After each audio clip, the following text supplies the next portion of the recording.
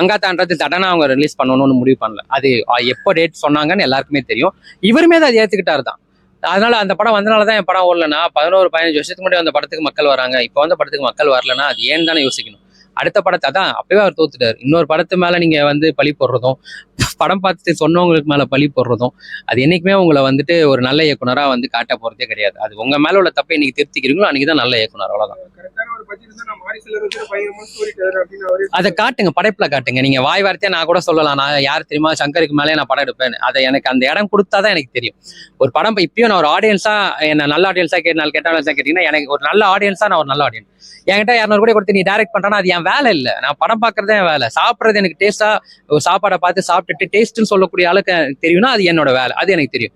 அதை நீ சமைச்சு காட்டுறேன்னு சொல்றது அது தப்பு. ஏன்னா அது அவரோட வேலை. அந்த வேலையில இந்த தப்பு இருக்குன்னு சொல்லும் போது அதை திருத்திக்கிறது அவரோட வேலை.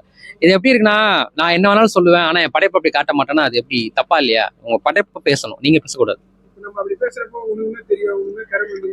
அதுதான் சொல்றேன்.